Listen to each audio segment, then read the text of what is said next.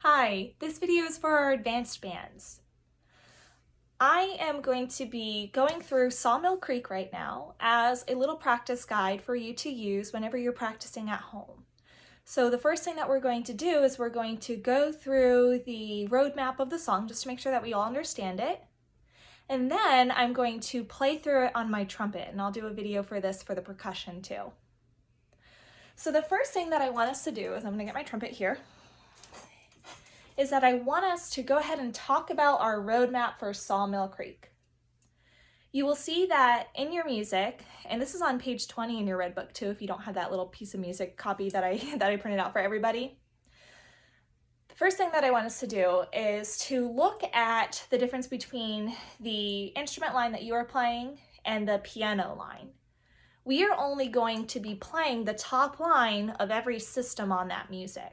So wherever it says trumpet, cornet, or clarinet, or saxophone, or flute, or whatever instrument you're playing, that is the only line that we are going to be playing. If it helps to cross out the piano part, where it's those two staffs connected, then you can do that to help yourself too. In the first two measures of the song, we are resting because that is where the percussion is going to be playing. And then everybody comes in at bar 3. At bar 3, we play all the way to the end of that first line at bar 6. You will see it has a bracket with a number 1 in that bracket at bar 6.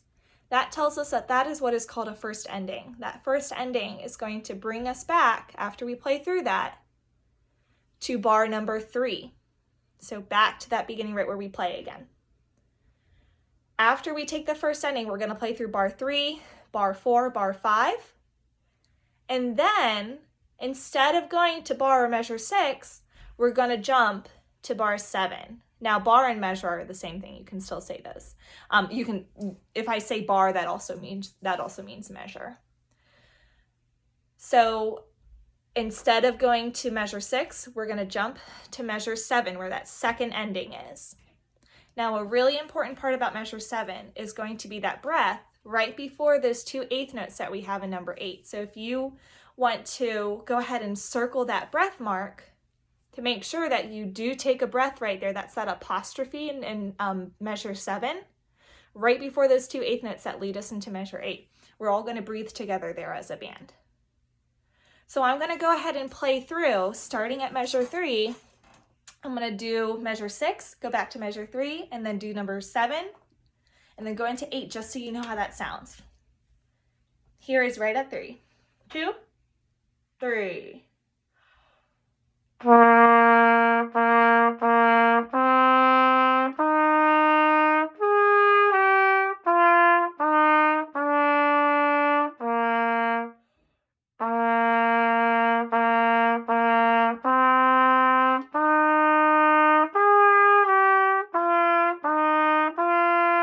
Back to 3.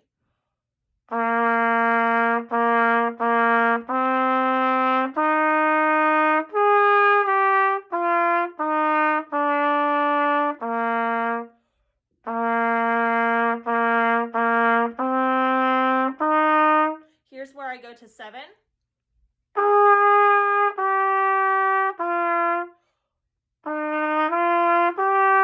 And right there is where I ended at measure 8. So practice that roadmap a couple times on your own if you need to. As we go into measure 8, we don't have any other repeats for the rest of the song. We do have 2 bars of rest right at measure 16. And then we come in again with the melody at 18, and then we finish out the song. What I'm going to do now is I'm going to do a full playthrough of the song. I'm going to start from the beginning, which means I'm going to count my rests where the percussion will be playing.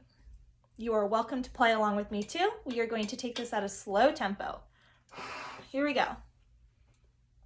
Beginning.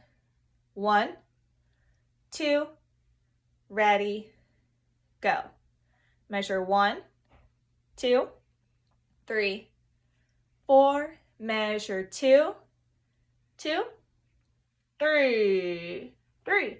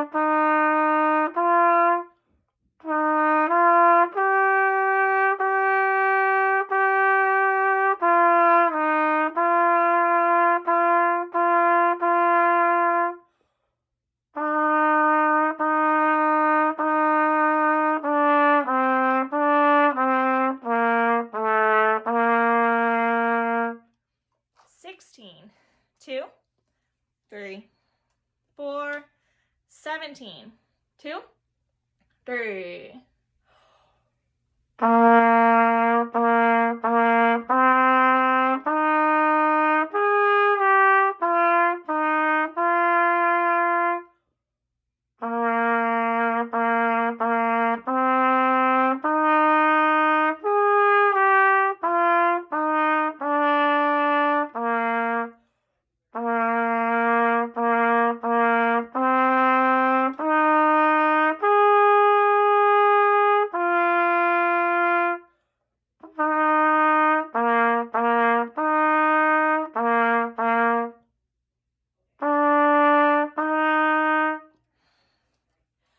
Okay, so you are welcome to use this video to review the roadmap of the song, to play along with me. And then you can also go through, and as I'm playing, maybe say the note names of all the songs of all the notes that you have, and then press down those fingerings as well. That might be helpful for you. All right, thank you guys so much for your time.